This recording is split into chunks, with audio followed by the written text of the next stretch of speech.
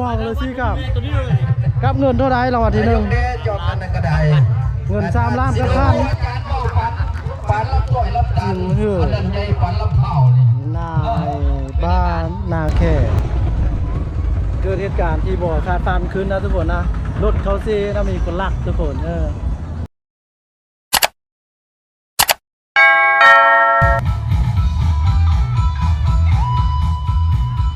มาบุญพี่น้องมาบุญนี่มาบุญเด้อ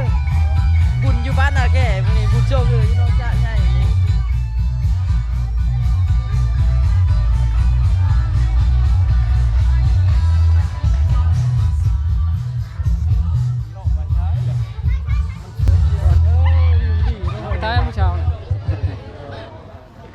ผู้สาวหลายเด้ผู้สาวหลาย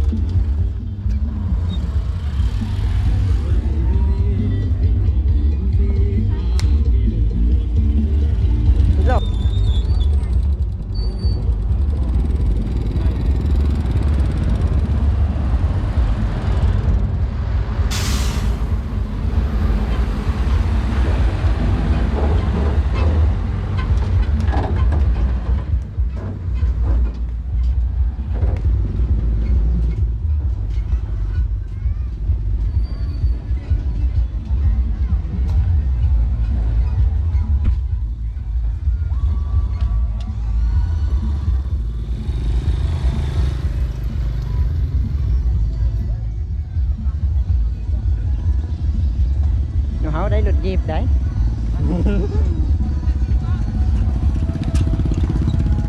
กล้องบิ๊กใช่ไหมใช่แล้วนี่เอาไปใส่ซัดหมกปรุงเนาะพี่น้องยืนแหละอันตัวนี้แหละน่าจะได้วะเมืองว่าชิดทึกหรือบ่ทึกเนาะเยอะถ้าบ่ทึกนี่มืดซิดเนาะมืดซิดสุดยอดเว้ยมองนี่เว้ยเลิกกองนี่วายเว้ยได้เลิกคนลายตัวลายวะเอาตัวนี้วะเยอะ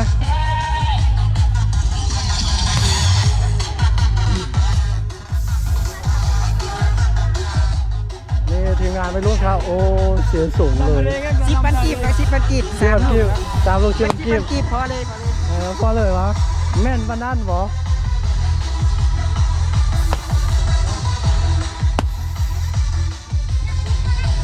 บ่ทึกกับพี่ว่าพอเลยเนาะแม่นเด้อขนาดเด้อมันจังกัน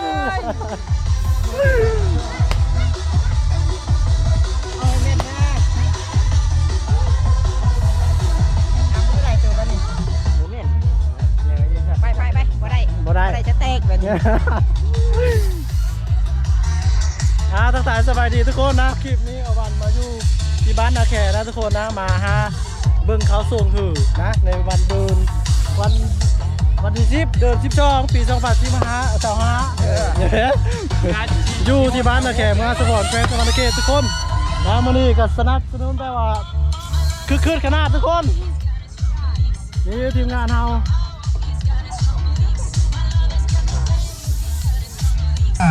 พ่อมาแล้วเนาะถือว่าพ่อเลยกะอย่าอายเขาได้ใส่แว่นตาดำโอ้ยบ่จืดไผเนาะว่านักดาวทหารนี่ว่าวัดจะจ่อยค่อยหน่อยปันค่อยเล่งว่านักครูอาจารย์ปันรับเท่ารับตาลนี่โทษเด้อไอ้เด้อ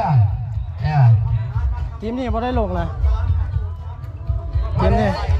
เดี๋ยวจะพูดล่อๆเว้ยว่าจะจ่อยค่อยหน่อยปันค่อยเล่งขออนุญาตว่าในเรื่องพี่น้องไม่ยากเลยครูอาจารย์ว่าปันรับจ่อยรับตาลอันนั้นใหญ่ปันรับเท่านี่นายบ้านนาแค่โอ้ทีมเหินบ้านผู้ใดทำไม่ได้ชื่อช่องได้อาวันyes อ๋อ เห็นว่า สายลมเย็นกับความมั่นคงเสียมาเอาเรือเนาะ ไปอันดับหนึ่งอยู่นะทีมได้อันดับหนึ่งอยู่นะ รอบที่สี่แล้ววันที่สี่ ยังไม่ได้ทีมบ่ 500,000 อันดับหนึ่งอยู่ในทีมใด ที่เท่านี่ อันนี้นะ แอดหนึ่งซ้ำ ไปที่มาสิ่งบ้านนี่ จริงครับ โอ้ยแขน หัวแรง ไซโหยแขน แก้แก๊สหนึ่งสิบสองแก้วบ่ อยู่โซนโบอ๋อ บ่อนไปเช่าซีแล้วแก๊สหนึ่งน่ะ จัดขึ้นจากปีเลย แก๊สเป็นเล่าเลย12 อากระจัดปีนี้ 12 เยอะ บ้านคอยนะแก๊สเช่าซี ปีแรกเลยอ๋อตั้งแต่กี้ผมเคยได้ยินข่าวนะเดี๋ยวเป็นปีแรกที่เอาวันต้องมาทุกคนนะงานนี้โอ้โหคนกะลายอยู่ทุกคนพอสมควรนะคือว่าบ่ด้อยกว่าอาสปอร์ตเฮาก็ ไม่ ไม่ ดู รู้ มาดูครับสายลมเย็น ยาวไปเลย สายลมเย็น โอ้ผู้สาวกะลายด้วยทุกคนกำลังมาสิ สายลมเย็นนี่ดูเริ่มต้นที่2 เป็นล่อเว้ยมูนี่เว้ยโอ้ยจีบเด้อทุกคนเด้อ เส้นกับว่า คนล่อแล้วทุกคนแม่ได้มีแล้ววะแน่นอนแล้วเนี่ยนะมันแน่นอนแล้ว สีแดงเนี่ยสีกระเซารู้จักกว่าสีกระเซาร างวัลที่หนึ่งไหมบอลนี่โอ้เป็นคันเลยนะทุกคนนะนี่ เอ๊ คันเริ่มมองๆเลยสิกับเงินเท่าไรรางวัลที่หนึ่ง ยกเด้จอบอันนั้นก็ได้ เงิน3 ล้านกับพัน ยกเด้จอบ นั่นก็คือรางวัลที่หนึ่ง ยังดมเกิดกันหา 3 ล้านกีบตกอยู่ประมาณสัก4-5,000 บาทเลยทุกคนนะประมาณสัก7,000 บาทนะใน3 ล้านกีบนะจะมีค่าที่นะทุกคนนะอันนี้ก็ทีมเซฟบ่เนี่ยทีมเซฟแต่อันนี้หล่อเว้ยเฮ้ยอันนี้หล่อ ในบ้านเขาก็จะเกาเอาไปดิเมาขาดไหนเนาะ จังแมทน้องนี่นะ ไม่ยอม น้องอยากจังแมท เท่าไหร่วะ2.30 บ่200 200 เมตรได้เป็นวันกำลัง 200 เมตรสิผ่านจะโคนต่อเหลือ7 คน เย็ดกันท้ายเหรอวะ 7 คน เอาสายลมเย็นอยู่รอบที่2ไปละสายลมเย็นมีสลับซากสีแดงสีผ้าสีดำมีแบบไล่กับมีเนาะชื่อลองน้ำเด้อชื่อลองน้ำไผ่ลองน้ำเล่าสายลมเย็นอยู่รอบน้ำที่2คือสีเหลืองเดี๋ยวอยู่รอบน้ำว่าตัวเจ้า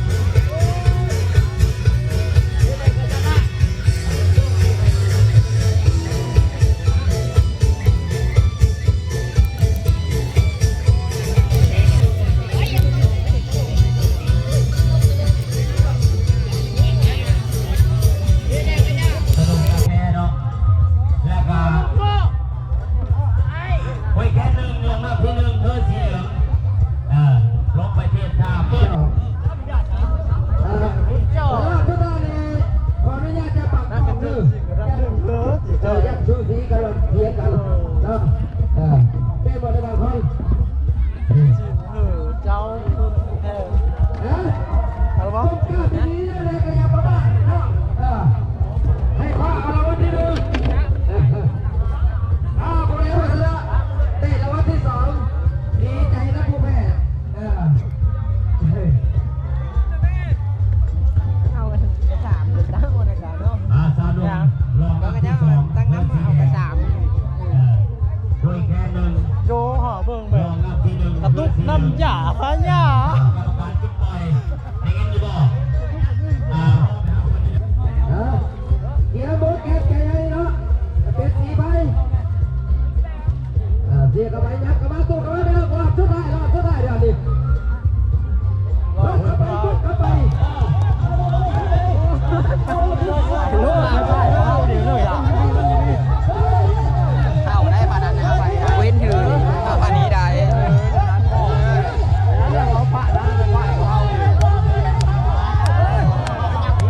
มันจะมาลงบ้างพี่เฮ้ยเฮ้ย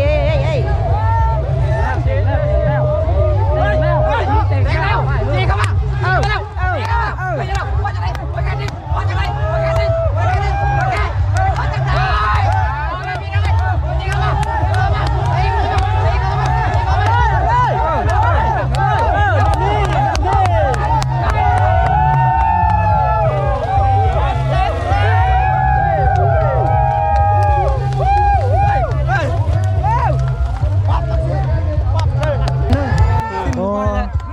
ทีมเจ้าโอ้โหมาธรรมดาเว้ยคือโว้ยแขนหนึ่งสิ่งเงินรางวัล3 ล้านไปแล้วทุกคนนะกับคันคือโว้ยแขนชนะนาแข่นะฮะทุกคนเยี่ยมสุดยอดสาวงาม บรรดาทานเอาครับเป็นของขวัญรางวัลให้กับสิบนายเอาแล้วก็ขึ้นข้างหรือว่าเป็นตัวเป็นเครื่องเป็นของหรือว่าสมุดเป็นได้แต่เพิ่นเนาะจะน้อยที่ได้เชิญนักสิบพายผู้ใดรางวัลที่1ที่2ที่3ที่4เนาะมาเอารางวัลแล้วก็เอารางวัลสมเด็จกับเอาเนาะอันนี้ทัดเทียนเดียวกันเนาะ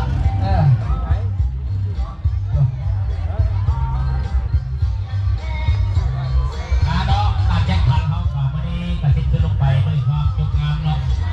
นะครับให้บรรดาทานปีหน้าปีใดให้กลับขึ้นมาขึ้นเก่า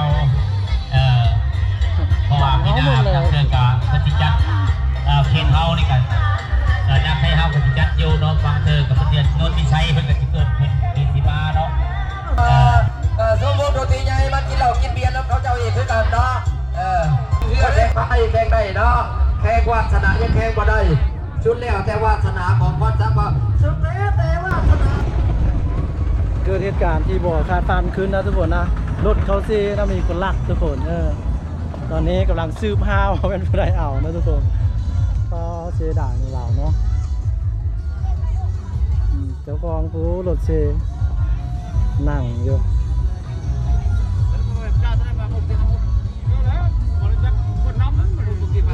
เดี๋ยวประเทศลังไว้ใครอยู่หนำอันนี้แม่มันประจักทางไปจะจักไปเวลาใดอีบ้านเลย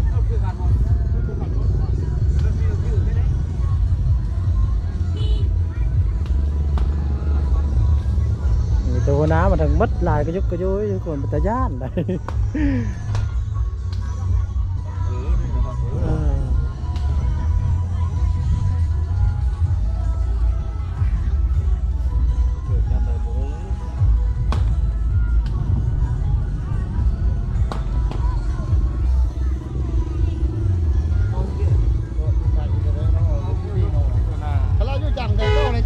เป็นของรถไถเนาะบ้าน แม่ ไถอยู่จับจำอยู่เรื่องเขามาเอาไปเจ้ารถเข่าหน่อยเนาะ ผู้ยู่นะลีไหนจะแบบผ้านะใครยู่เขามีราคาไว้ เอา เนาะ ไปอยู่แล้วเขาดันไปดิผมหูแล้ว ผิดสังเกตเนาะ แม่น ลาบาทเดียวเนาะ แม่นมันมีเขาจะดูหลักก็ในเขาลาว ตอนเขาสินั้นน่ะเขาก็เฮ็ดนั่ง เราอยู่นะมันนี่เจอหูจักแล้วผู้ลาวโคเนาะ แม่น รถมันแล้วมันจากลาวโคนะ แต่หมู่ลาวแล้วบ่แม่นแล้วแบบน่ะเจ้าของน่ะแต่เจ้าของใส่กระแจเขาอ่ะ ง่ายเพื่อสิลาวโคนี่ก็ได้ดียันตุ๊บเลยเอาเห็นไม่นั้นมันก็บ่แม่นเอารถผู้เยาว์เลย แล้วคือไว้แล้วไม่บอก ไม่ได้ไฟก็อยู่ในสิ่งชนะเลิศไฟก็หลายคนเฮ้ยอยู่ เอาตัวจริงกันนะเลิศ รอรุ่นอยู่แม่นก็เอาตอนเพิ่นเนี่ยว่างเลย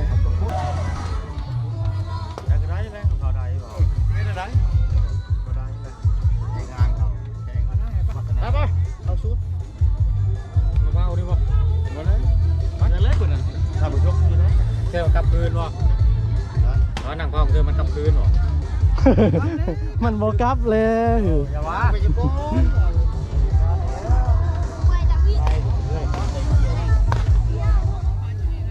จะเฮ็ดไปได้มื้อบ่น่ะติดต่อหมู่คู่ละ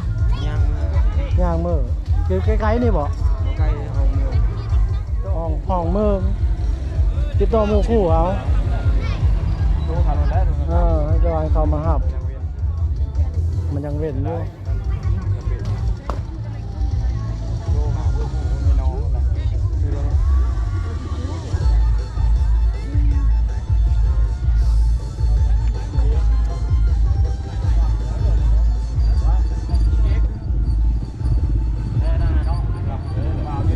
รับกับรถง่าย บังเดี๋ยวอยู่เนาะจอดอยู่นี่รถ ไม่รู้แต่นี่ชอมเจ้าแล้ว แม่นเขาสอบไปเลยเลย เจ้าดีเลยน้อเลยนั่นนะ เขาเฮ็ดเขาเข้ามานั่งคือเจ้าของไม่ทำมิดน่ะก็มาค่อยเจอแล้วรถคอยอย่างน้อยนึงกันนะก็ดีเขานั่งอยู่แล้วคอยแง่เอาในนึงแล้วคอยมาแล้วเขานั่งเลยอย่างน้อยนึงกันนะเขาบ่เล่าไป มาทันน้อง มาทันแล้วคอยก็จับรถคอยแหละมึงว่าคนรถนี้คอยจะไปแล้วอ่ะเดี๋ยวเขาก็ลงให้ ตามไม่ได้ง่ายเลยเพิ่งกันอย่างไร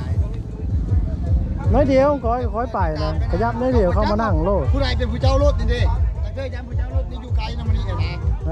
เราต้องติดตามโอ้เจ้าไปไกลเนาะเฮ็ดบ่เราเจ้าค่อยกันเนาะบุกการได้ลังเธอวันนั้นมันนี่ลังเธอเจ้าของรถอยู่จับนี่นะ แต่เขาบ่ติดตามเนาะเขาบ่เฮ็ดนะ เราติดตามแม่น้องใดเดี๋ยวผมอยาก